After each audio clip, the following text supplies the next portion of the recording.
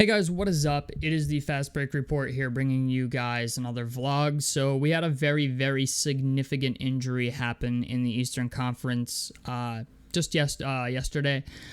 Paolo Banchero tore his oblique and is expected to miss 4 to 6 weeks, and that's when he will be reevaluated. This is a big blow to the Orlando Magic. We saw what he did against us a couple days ago. Almost had a 50-point triple-double. He was 1 assist away from having a 50-point triple-double.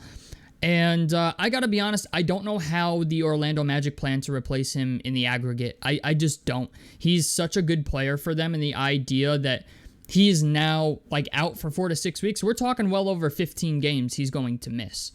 And this is a big opportunity for the Pacers to maybe just get 1, maybe 2 playoff seeding spots a bit higher than they normally would. So far to start the season, we have not looked very good, to say the least. I know our record's 2-3 now. We're coming off a great moral victory against the Boston Celtics, and that was without Miles Turner. That was without Tyrese Halliburton playing great in the first half. Granted, Ben Mathurin and Pascal Siakam kind of carried us to that victory. Ben Mathurin has looked phenomenal to start the season. I would argue he's been easily the team's second or maybe third best player. And he's even taking minutes away from other guys. I know Nembhard only played 5 minutes against the Boston Celtics. I'm not sure what happened there, but all I know is Ben Mathurin is looking like he's, he's looking like he's getting better. Granted, maybe his bag is not as deep as I would like it to be, but he's still very capable of drawing fouls and shooting threes and, getting to the basket. He's good at all of those things. He's showing a little bit more effort on defense. And the defense itself has been better than last year. It's currently ranked 23rd. Last year, it was 26th. So he is getting better. You know what I'm saying? It's just the idea that opportunities like this don't normally happen, at least not this early in the season. Paolo Banchero's a guy that can kill you from 3 levels. When you look at that roster now, it's like, okay, they have Cantavius Caldwell-Pope, but now they have to run their offense through Franz Wagner. And while that's not the end of the world, Franz Wagner is not a great 3-point shooter. They're a team that, went out and got KCP because they didn't have any real great 3-point shooting. And to be fair, even with the Pacers, current mess that is going on, I'm hoping things have gotten better since the Boston Celtics game. They against Boston, the Pacers at least looked like a coherent unit. They understood what was going on. There was a lot of really good team ball being played. I think at halftime we had 5 guys with 7 points or more. That's great. That's great for us, but we got to capitalize on this opportunity. We also have to play defense. We have to rebound the basketball better. We have to defend the 3-point shot better. We have to make better rotations on defense. There's just a lot of work to be done with this team, and this is an opportunity that I honestly didn't think they were going to get. This is a relatively big opportunity for us to move up in playoff seeding. So I don't know what's going to happen. I hope Paolo Banchero recovers quickly and he's good, because I was hoping to watch more of Paolo Banchero this year, now that he seems to have really developed his game to become a true number 1 option. But I don't think that's going to happen much now, being that he's out 4 to 6 weeks. And even when he comes back, it's still going to be rather sluggish. You know what I'm saying? So we have to capitalize on this. I'm hoping that the team is finally out of their funk that they seem to be in the first 5 games of this season. Even against Boston in the last 3 minutes of that game, I think all of us had our heart was in our throats for the last 3 minutes of regulation time in that game, and in overtime as well. That was a game we should not have let Boston get back into. And we have to defeat the habits of losing to bad teams. Tyrese Maxey against the 76ers game, I know he put up 45 points, but in the first half he shot 3 of 14. And then in the second half, it's we got lackadaisical, and we let him go off for 45. and let him shoot 15 free throws. So this team really needs to learn its middle ground between defense and fouling and not giving up in the second half when you have a lead. I mean, we had a 24-point lead against the Boston Celtics, and we barely won that game in overtime. That game should have never went to overtime. The 76ers game should have been a dog walk. To be honest with you, like it was a game where even with how bad Tyrese Maxey was playing in the first half, that loss was inexcusable. That can't keep happening. That can't happen again, where a team is missing two of their star players, one of them being their best player, an MVP level player, and we can't get the job done. So that's what I'm saying, man. We have to take total advantage of the Paolo Banchero injury, because who knows? With modern medicine, he could potentially come back quicker than we expect. So I don't know, man. I don't know what the answer is so far for this team. I know we play Dallas tonight. Somebody in the Discord server asked, like, what do you think of the odds are that we win tonight? The problem is with the Pacers, you just don't fucking know. They could come out and have a great game against Dallas, or they could come out and just play like absolute fucking dog shit against them. So that's another thing, is like just consistency. This team needs to develop some level of consistency, whether it's on the defensive side of the floor or the offensive side of the floor, because right now it just seems very, very sporadic.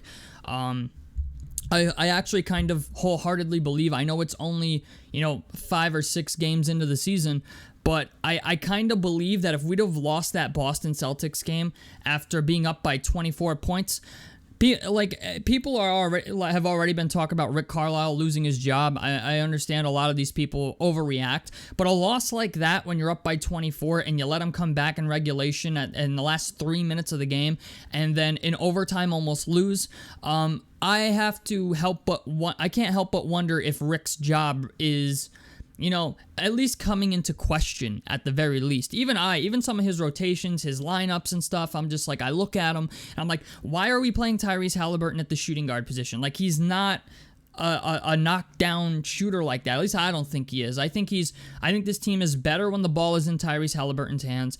I think it's better when he initiates the offense. Like, I understand they kind of play TJ McConnell with him, and I understand why they do that. But TJ McConnell's a guy that I think should just strictly play with the bench unit. I understand you have Andrew Nembhard, you have TJ McConnell, you have Tyrese Halliburton, right? You've got point guards on your roster, or guys that are basically point guards playing the 2 guard. I just think there needs to be a shakeup a little bit of the roster. I feel like we need a good wing defender. Dorian Finney-Smith is a guy that I would love to have us acquire. Even though I don't know if Dorian Finney-Smith is even the same player now that he was when he was in Dallas. But this team really, really needs to find themselves like a 6'7", 6'8" lockdown defender type of guy that's going to, rise to the occasion and take the toughest assignment every night. I understand Aaron Nesmith is kind of that guy now, but he's only 6'6".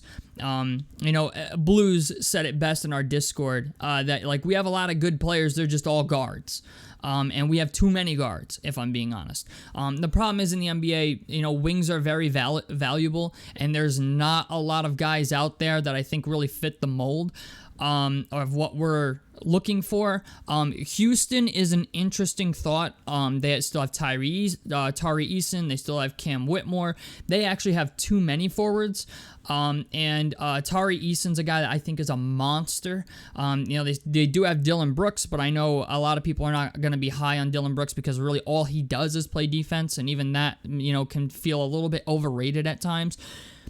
But I do think we need a good wing defender. If we could get a guy like Cam Whitmore or a guy like Tari Eason who have at least shown some promise on defense at certain times, Tari Eason ideally being an ideal candidate of a guy that the Pacers should target and should go after, and he's young.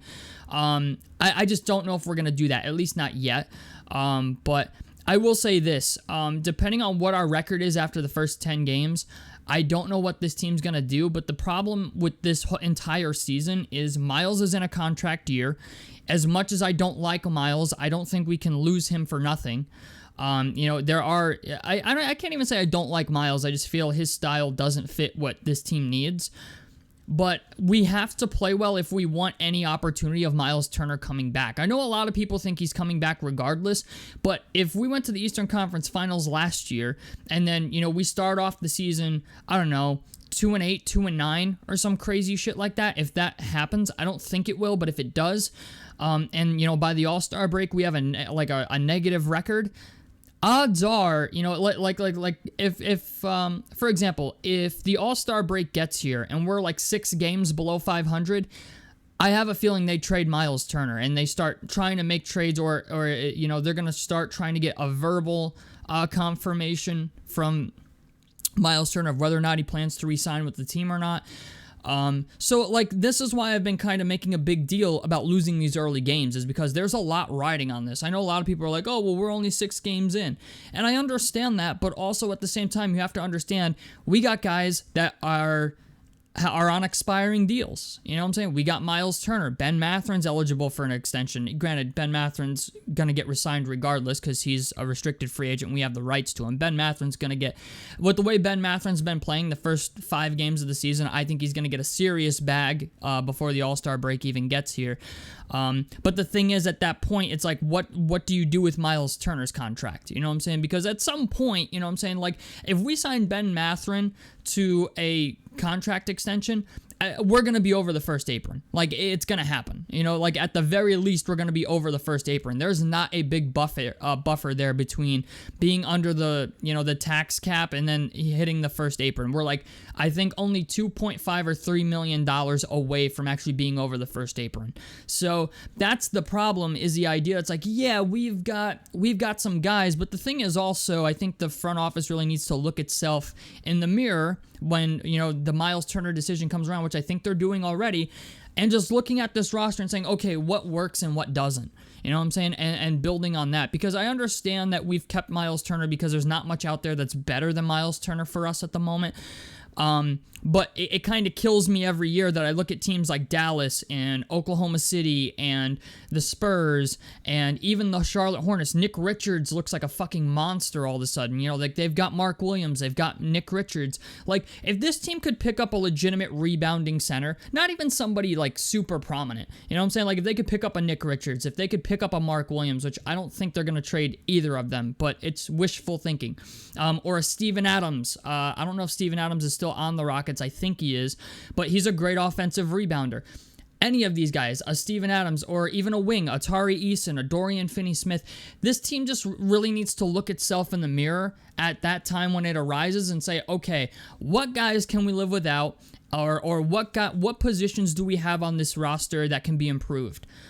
Because the thing is also, right, like, I understand Siakam and Halliburton are locked in, and honestly, Turner will probably come back, but the thing is, it depends on what the money's like. If we re-sign Ben Matherin and all of a sudden we're over the first tax apron, suddenly re-signing Miles Turner looks almost a little bit, not impossible, but a lot less likely.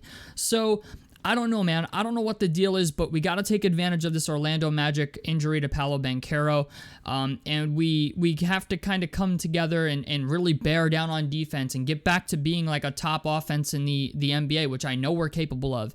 Tyrese needs to get out of his funk.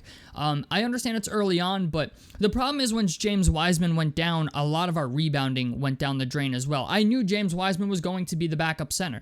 I knew that was going to happen. The problem is you can't have centers on your team where, Isaiah Jackson against Boston, had 2 steals, 2 blocks, but only had 2 rebounds. Miles Turner consistently this year, I think, has only had 1 game where he's averaged, more than 7 rebounds. I think it was opening night. He had 9 rebounds or something, like 20 points, 9 rebounds, 4 blocks, hit a couple threes. Like, Miles has his nights, but the problem is we don't get that consistently out of Miles Turner. If we could get that consistently out of Miles Turner, I think this team would be 10 times better. But it doesn't happen on the regular, and that's a big problem.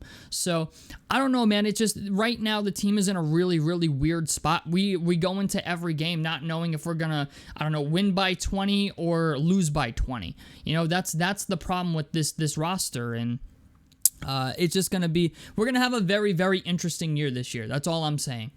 Because with all the moving parts going on and stuff like that, I mean, it just, I have a feeling like our team is finally trying to win, And I think some of the pieces on our team are just weird fits. For example, Andrew Nemhard being next to Tyrese Haliburton, I think is a weird fit. I would much rather see, I don't know, like maybe Aaron Nesmith next to him, and then play Jarris Walker at the third for the 3 spot for defense. I don't know what lineup is going to work to get us to the promised land. I know Jarris Walker's not getting traded. Jarris Walker is a guy that I think has a lot of promise. Same thing with Ben Mathurin at this point. Like, Ben Mathurin's a guy, like, to trade, I think Ben Mathurin, we would have to get like some crazy deal that just blows us away. But right now, the team is just not consistent, and that's a problem because last year they were also not consistent. You know, I say this, I've said this a lot. Last year, we lost like 12 or 13 games to teams below 500, and if we could just win those games, right, we would have been a top 3 seed in the East. And now we have another opportunity where Paolo Banchero is injured. We're playing the Pelicans tonight without DeJounte Murray, the guy that they just traded for, who was supposed to be like the guy to initiate their offense. So there's opportunities out there. We just have to take advantage of them. The problem is I just don't know if we're going to. I hope we can. I'm praying that we can, but the road looks rough. So tell me what you guys think about this down below in the comment section below. A like helps me out. Subscribe if you guys want to see more on the Fast Break Report. And I'm out of this motherfucker. Peace, guys.